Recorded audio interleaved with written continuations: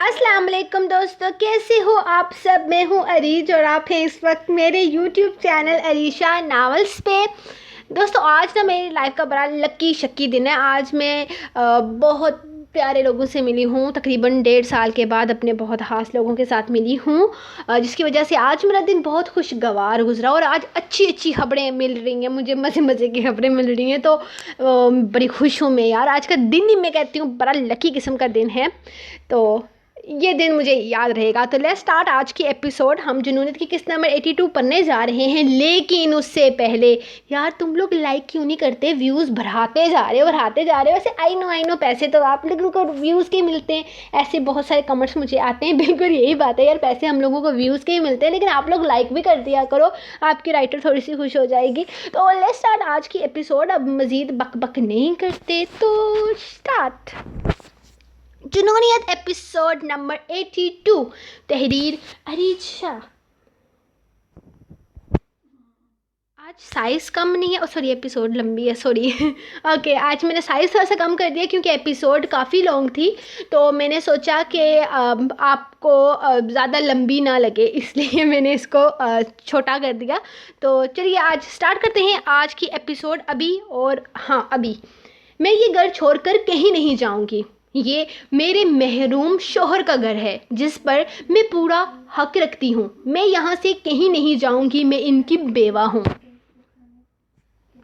तुम्हारे हक की ऐसी की तैसी, तुम्हें तो एक सेकंड और हम यहाँ इस घर में बर्दाश्त नहीं करेंगे, नहीं रहने देंगे। और कितने रंग दिखाने हैं तुमने अपने। अरे वो बेचारा तुम्हारे लिए लड़ते लड़ते मर गया और तुमने अपने गंदे काम ना छोड़े। क्या लगता है तुम्हें इतना कुछ करने के बाद भी हम तुम्हें इस घर में रहने देंगे। इनका अंदाज तंजिया था। क्या किया है मैंने, आज जवाब दे मुझे। आखिर किस बात का तंज किया जा रहा है, किस चीज़ का ताना मारा जा रहा है, मुझे बताएं। क्या कसूर है मेरा, कौन सी चीज़ आपके दिल में चुभ रही है मेरे बारे में। आखिर कौन सी ऐसी गलती की है मैंने जिसके लिए आप मुझसे इतनी नफ़रत करते हैं। आप लोग मुझे बदकिरदार कहते हैं, लेकिन शायद आप लोग ये नहीं जानते कि आपके भाई को शादी के लिए मैंने नहीं कहा था, बल्कि वो खुद मेरे पीछे पीछे आते थे। मैंने इनसे शादी करने से इनकार कर दिया था क्योंकि मैं तो बस इस मज़हब में आकर खुश थी। मुझे एक सही राह मिल गई थी शादी के लिए। उन्होंने मुझे फोर्स किया था, मुझ पर दबाव डाला गया था, मुझे मजबूर किया गया था और इस शख्स की मोहब्बत के सामने मैं हार गई। लेकिन आप लोगों ने तो मेरे किरदार को तार तार कर दिया। आप लोगों ने मेरे मासूम बच्चे को नाजायज़ करार दिया। मैं नहीं जानती कि कब किस वक्त आप लोगों ने मेरे किरदार में कोई झोल देखा है, लेकिन मैं आप लोगों के कहने पर कभी अपने घर को छोड़कर नहीं जाऊंगी। शायद मैं आपकी फजूल बातों का भी जवाब न देती, लेकिन अब बात मेरे मासूम बच्चे के आखिरी सहारे पर आ गई है और मैं आपके तो क्या किसी के भी कहने पर ये घर नहीं छोड़ने वाली। ये मेरे शोहर का घर है, मैं यहीं रहूंगी। पिछले 12 साल से मुझे इनकी जायदाद में से कुछ नहीं चाहिए, लेकिन आप लोग मुझसे मेरी छत नहीं छीन सकते। बस हमारे सामने ये ड्रामेबाजियां करना बंद कर दो। तुम्हें क्या लगता है कि हम तुम्हारी बातों में आ जाएंगे। क्या किया है तुमने और तुम्हारा किरदार किस तरह का है। अगर ये बताने के लिए हमें अदालत में जाना पड़ा तो भी जाएंगे। हम पर, हमारे भाई पर या इसके घर पर तुम्हारा कोई हक नहीं। अगर तुम नहीं चाहती कि हम तुम्हें और तुम्हारे इस नाजायज़ गंद को धक्के मारकर यहाँ से बाहर निकालें, तो बेहतर है कि अपना रास्ता नापो, क्योंकि तुम्हें कुछ हासिल नहीं होगा। वह अपनी बात मुकम्मल करते हुए बाहर की राह ले चुके थे, जबकि राहील वहीं खड़ा मुस्कुरा रहा था। अरे अरे अरे कनीस, मुझे तुम पर बड़ा तरस आ रहा है। कितने जालिम लोग हैं, तुम्हें घर से निकाल रहे हैं। मैं समझ सकता हूँ, लेकिन तुम्हें परेशान होने की ज़रूरत नहीं है। मैं हूँ ना, تمہیں سہارا دوں گا، تمہیں بھی اور تمہارے بیٹے کو بھی، لیکن اس کے لیے میری ایک چھوٹی سی شرط ہے جو تمہیں راحیل صاحب، خدا کے لیے اپنی زبان سے کچھ بھی ادا کرنے سے پہلے یاد رکھیے گا کہ میں آپ کے محروم ماموزاد کی بیوہ ہوں۔ اس نے اس کے سامنے ہاتھ جوڑتے ہوئے کہا تھا۔ بڑی سمجھدار ہو کنیز فاطمہ، ابھی تو میں نے اپنی بات کی ہی نہیں اور تم میری بات کی گہرائی تک بھی پہنچ گئی۔ اچھی بات ہے، بہت اچھی بات ہے، لیکن میری آفر محدود مدت کے لیے نہیں ہے۔ تمہارے سہارے کی قیمت صرف ایک رات۔ چٹاخ! وہ کافی دیر کھڑی خود پر ضبط کرتی رہی، لیکن پھر اس کی برداشت سے باہر ہو گیا۔ کوشش کیجیے گا کہ دوبارہ یہاں تشریف نہ لائیں، ورنہ مجھے مجبوراً پولیس کا سہارا لینا پڑے گا۔ وہ اسے باہر کا راستہ دکھاتے ہوئے بولی تو راحیل خود ہی غصے سے وہاں سے نکل گیا۔ اپنے منہ پر پڑنے والے اس تماچے کو شاید وہ زندگی بھر یاد رکھنے والا تھا۔ وہ جتنا جلدی ہو سکے سب سے جان چھڑا کر کمرے میں آیا تھا۔ اس کی بے-تابیاں عروج پر تھی۔ اس کا بس نہیں چل رہا تھا کہ سب کچھ چھوڑ چھاڑ کر بس اپنی ردھم کے پاس پہنچ جائے اور اسے اپنی بے پناہ محبتوں کا یقین دلائے۔ پہلے تو زریام نے اسے خوب پھنسا کر رکھا تھا، اسے خوب تنگ کیا، لیکن پھر آخر کار اسے اپنے معصوم بھائی پر ترس آ ہی گیا تھا۔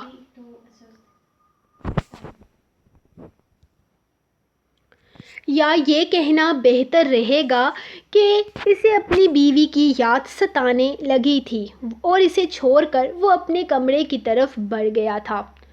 اور آخر کار وہ اپنے کمرے میں آ ہی گیا، لیکن اس کی خوشیوں کو مٹی میں ملاتے ہوئے ردھم اس کے آنے سے پہلے ہی اپنے کپڑے چینج کر کے بڑے ہی مزے سے بلینکٹ لے کر بیڈ پر گہری نیند سو رہی تھی۔ اچھی امید تو اس سے وہ رکھ ہی نہیں سکتا تھا، لیکن وہ اس کے معصوم جذبات کے ساتھ ایسا کر سکتی تھی؟ شاید وہ اسے تنگ کر رہی تھی۔ ہاں، یقیناً وہ اسے تنگ ہی کر رہی تھی، ورنہ وہ اتنا بے رحم تو نہیں ہو سکتی تھی۔ اس سوچ کے ساتھ وہ بیڈ کے پاس آیا تھا۔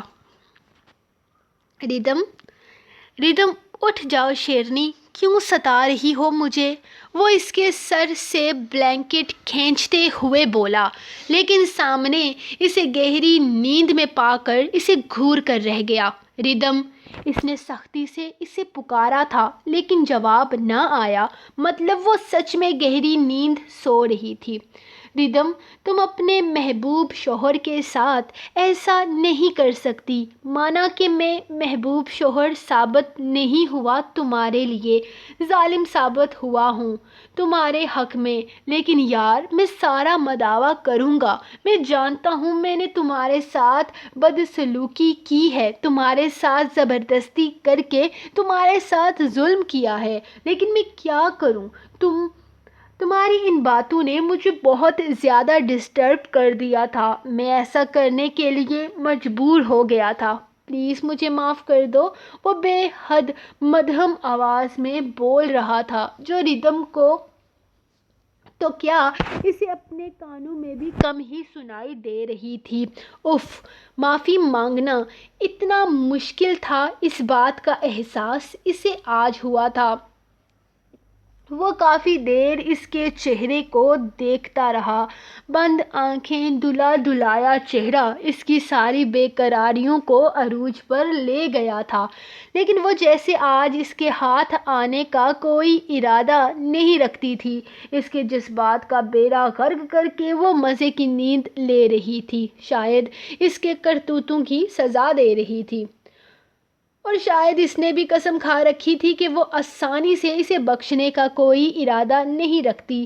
آخر کار تھک ہار کر وہ خود ہی اس کے بیڈ کے قریب سے اٹھ کھڑا ہوا اور چینج کرنے چلا گیا۔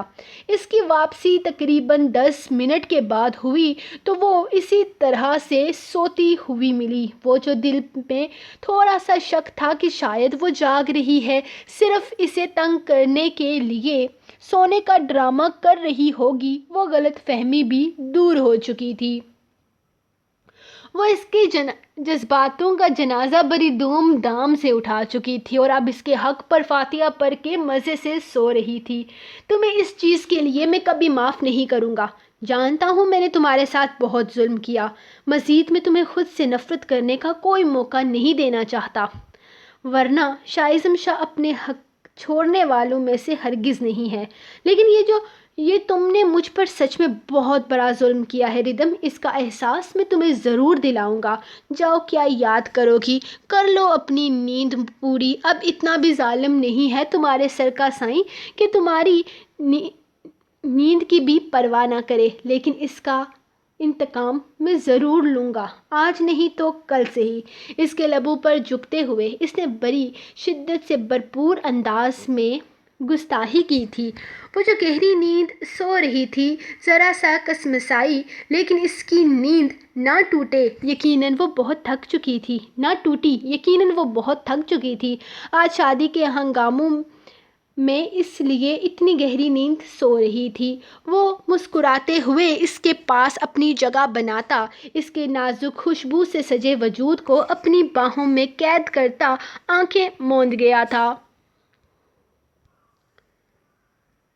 ذریعہ تیزی سے قدم اٹھاتا کمرے میں داخل ہوا تھا جب اسے الماری میں سر دیے پایا۔ اس سے پہلے کہ وہ اپنی چینجنگ کے لیے کوئی کپڑے نکالتی، وہ اس کا ہاتھ تھام کر اسے اپنی طرف کھینچ چکا تھا۔ کالے رنگ کی خوبصورت ساڑی میں اس وقت اس کا نازک دلکش سراپا اس کی پرشوق نگاہوں کا مرکز بنا ہوا تھا۔ وہ کب سے بے تابی سے کمرے میں آنے کا انتظار کر رہا تھا اور آخرکار وہ آ ہی گیا تھا اپنی جان کے پاس۔ آج اگر میرا انتظار کیے بنا تم چینج کر لیتی تو قسم سے بہت برا حال کرتا تمہارا۔ اس کی کمر میں بازو حمایل کرتے ہوئے وہ اسے اپنے بے حد قریب کر چکا تھا۔ اور آپ کو لگتا ہے کہ میں ایسا کرتی؟ اس کے گلے میں بازو ڈالتے ہوئے اس نے بڑے ہی دلفریب انداز میں پوچھا تھا۔ وہ تو اس کے انداز پر قربان ہونے کو تھا۔ اب اتنی بھی ظالم نہیں ہو تم کہ اپنے محبوب معصوم شوہر کے ساتھ اتنا ظالمانہ سلوک کرتی۔ اس کے رخسار کو اپنے لبوں سے چھوتے ہوئے اس نے بڑی ہی محبت سے اس کی بیوٹی بون کو چوما تھا، جبکہ اس کے انداز پر شرماتے ہوئے وہ اس کے سینے پر اپنا سر رکھ کر خود کو اس کے سپرد کر چکی تھی۔ اس کے نازک سے وجود کو اپنی باہوں میں قید کرتے وہ اسے بیڈ پر اٹھا لایا تھا۔ اب ذریعہ شاہ تھا اور اس کی بے پناہ محبتوں کو محسوس کرتی امایہ ذریعہ شاہ جو اس کی تھی اور صرف اسی سے تھی۔ کیا مطلب ہے آپ لوگوں کا؟ میں ان کی بیوی ہوں اور یہ بات ثابت کرنے کی ضرورت نہیں ہے مجھے۔ میں ان کے نکاح میں تھی، بیوہ ہوں ان کی، اور ان کے جانے کے بعد اس گھر پر میرا حق ہے، میرے بچے کا حق ہے۔ میں یہاں سے کہیں نہیں جاؤں گی۔ آج کچھ دنوں کے بعد وہ لوگ گھر آ کر اسے گھر چھوڑنے کی آخری وارننگ دے رہے تھے۔ لیگل نوٹس جاری کر دیے گئے تھے۔ اگر آپ ان کی بیوی ہیں تو اس بات کو ثابت کریں۔ اس طرح سے آپ یہ سب کچھ نہیں کر سکتی۔ کیا ثبوت ہے آپ کے پاس کہ آپ احمر کاظمی کی بیوی ہیں؟ نکاح نامہ کہاں ہے؟ وہ مولانا کہاں ہے جس نے آپ کا نکاح پڑھوایا؟ اور سب سے اہم بات، اس نکاح کے گواہان کہاں ہیں؟ گواہان کو تو میں نہیں جانتی، لیکن مولانا کا 3 سال پہلے انتقال ہو گیا ہے اور نکاح نامہ میرے پاس موجود ہے، وہ کہتے ہوئے اٹھ کر الماری کی طرف آئی تھی۔ تھوڑی ہی دیر میں وہ پوری الماری کھنگال چکی تھی، لیکن اس میں کوئی نکاح نامہ برآمد نہ ہوا۔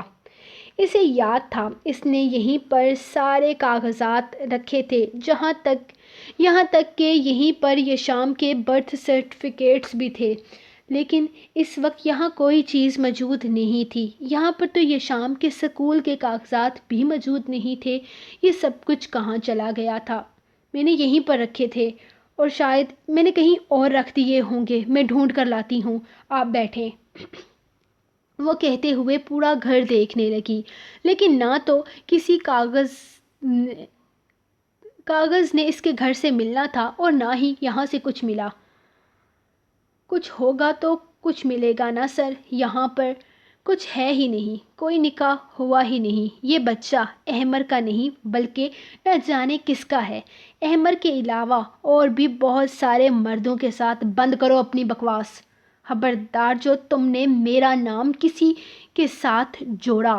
اگر تمہیں یہاں میں اپنے گھر میں برداشت کر رہی ہوں تو اس کا یہ مطلب نہیں کہ تم جو منہ میں آئے وہ بولتے چلے جاؤ۔ یہ تربیت دی ہے تمہارے والدین نے تمہیں ایک پاک دامن عورت پر اس طرح کے گھٹیا الزام لگاؤ؟ یہ تو غیر ہے، لیکن آپ تو جانتے ہیں، کیا آپ کو اس بچے میں اپنے خون کی کشش محسوس نہیں ہوتی؟ کم سے کم آپ تو اس گھٹیا چالوں میں آنا بند کریں۔ روز محشر آپ کو اپنے بھائی کو بھی منہ دکھانا ہوگا۔ وہ راحت صاحب کے سامنے کھڑی بول رہی تھی۔ تم ہمیں اس طرح ان باتوں میں پھنسا نہیں سکتی لڑکی۔ تمہاری حقیقت ہم بہت اچھے طریقے سے واقف ہیں۔ کیا ہم نہیں جانتے کہ احمر کی موت تمہارے گھٹیا کاموں کی وجہ سے ہوئی ہے؟ وہ بیچارہ جان چکا تھا کہ تمہارے کس کس کے ساتھ تعلقات ہیں۔ وہ بیچارہ تو یہ بھی برداشت نہ کر سکا، اسی لیے آج وہ ہمارے بیچ میں نہیں ہے۔ وہ بہت نفرت سے اس کے منہ پر دہاڑے تھے، جبکہ ان کے منہ سے ایسے الفاظ سن کر اس نے راحیل کی طرف دیکھا، جو سارے اسی کے الفاظ تھے، اسی کی پلاننگ تھی، یہ سب کچھ اسی نے کیا تھا۔ نہ جانے کیوں اس کا دل چیخ چیخ کر اس بات کی گواہی دے رہا تھا۔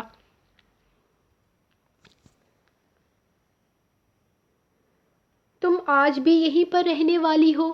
وہ کمرے میں آیا تو اسے دیکھ کر کہنے لگا۔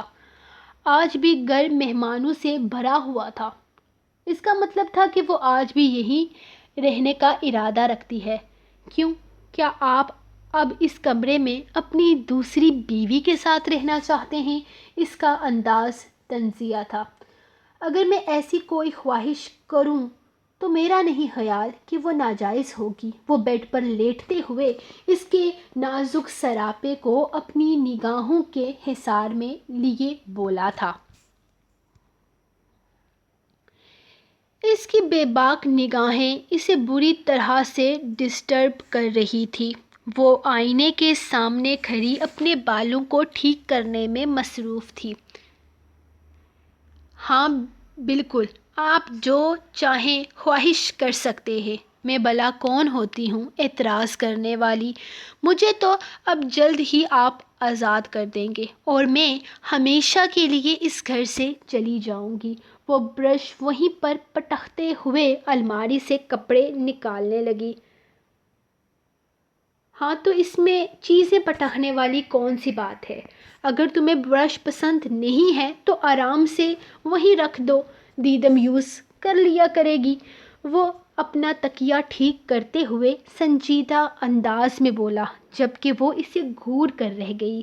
مطلب اس کے یوز کی چیزیں بھی وہ دیدم کو دینے کا ارادہ رکھتا تھا۔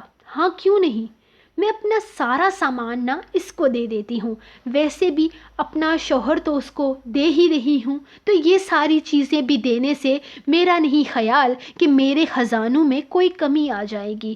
میری ساری چیزیں آپ اسی کے حوالے کر دیں۔ وہ ہنسی ٹپی ہوئی تھی۔ پتہ نہیں تمہارے ساتھ مسئلہ کیا ہے؟ پہلے مجھ سے شادی نہیں کرنا چاہتی تھی تو ہر وقت منہ پر 12 بجے رہتے تھے۔ اب تمہاری مرضی سے تمہاری پسند کا کام کرنے جا رہا ہوں، پھر بھی تم وہی سب کچھ کرے جا رہی ہو۔ مجھے سمجھ میں نہیں آتا آخر تم چاہتی کیا ہو؟ اب تو تمہیں خوش ہو جانا چاہیے، جو کچھ تم چاہتی ہو وہی ہو رہا ہے۔ میں تمہاری پسند کا کام کرنے جا رہا ہوں۔ میں نے کب کہا کہ مجھے آپ سے طلاق چاہیے؟ میں یہاں آپ سے معافی مانگ رہی ہوں، اپنی غلطیوں کی معذرت کر رہی ہوں، اور آپ بار بار طلاق کی رٹ لگائے جا رہے ہیں میرے سامنے۔ تو مجھے تو لگ رہا ہے کہ آپ کو خود مجھ سے جان چھڑانے کا شوق ہے اور کچھ بھی نہیں۔ وہ جیسے پھٹ پڑی تھی، جبکہ خداش پرسکون سا اسے دیکھ رہا تھا۔ خداش، I'm sorry۔ میں جانتی ہوں میں نے بہت غلط الفاظ استعمال کیے، آپ کے سامنے بہت غلط بول گئی ہوں۔ میں حرم کے بارے میں نہیں جانتی تھی، لیکن میں جانتی ہوں کہ حرم کے موضوع سے ہٹ کر بھی میں نے آپ کی ذات کو بہت ٹھیس پہنچائی ہے۔ لیکن وہ دیدم، یہی تو تمہارا مسئلہ ہے دیشم، تم رات کو کچھ اور صبح کچھ اور ہوتی ہو۔ تم خود ہی نہیں جانتی کہ تم کیا چاہتی ہو۔ اور اب اگر حرم کے مسئلے سے ہٹ کر بات کی جائے نا، تو بھی تم مجھے کبھی اپنے ہم سفر کے روپ میں نہیں دیکھنا چاہتی تھی۔ تم ہمیشہ سے مجھ سے نفرت کرتی آئی ہو، وہ بھی بے وجہ۔ تمہارے پاس مجھ سے نفرت کرنے کی کوئی وجہ ہی نہیں ہے، لیکن پھر بھی تمہیں مجھ سے نفرت ہے۔ لیکن میں اپنے دل کا کیا کرتا جو صرف اور صرف تمہیں چاہتا ہے۔ اپنی محبت کے ہاتھوں مجبور ہو کر میں نے اپنا دل تمہارے سامنے کھول کر رکھ دیا، تمہیں اپنی محبت کا حقدار بنا دیا، تمہیں اس دل کی ملکیت سونپ دی، اور تم نے مجھے ہوس پرست کہا، میری محبت کو اتنے گھٹیا طریقے سے ذلیل کیا۔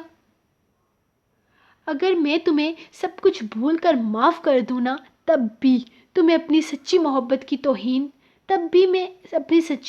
کی توہین کا کیا کروں؟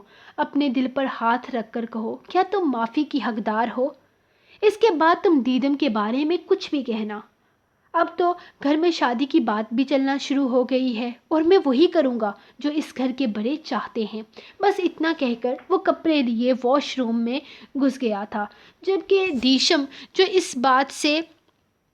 جو صرف اس سے ایک اور موقع مانگ رہی تھی، اپنے آپ میں ہی شرمندہ ہو کر رہ گئی۔ اس نے غلط کیا تھا، لیکن اس سے زیادہ غلط یہ تھا کہ وہ ہاتھ پر ہاتھ رکھے بیٹھی تھی۔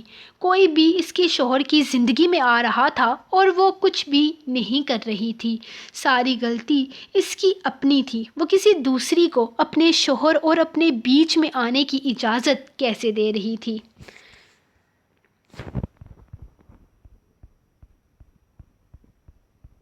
تو گائز، یہ رہی آپ لوگوں کی آج کی ایپیسوڈ۔ I'm really sorry، جیسا کہ آپ کو پتہ ہے میں اپنی نانوں کے گھر، آپ کو کیسے پتہ ہوگا، میں اپنی نانوں کے گھر گئی ہوئی تھی آج، جس کی وجہ سے میں آج دوسرے ناول کی ایپیسوڈ نہیں لکھ سکی۔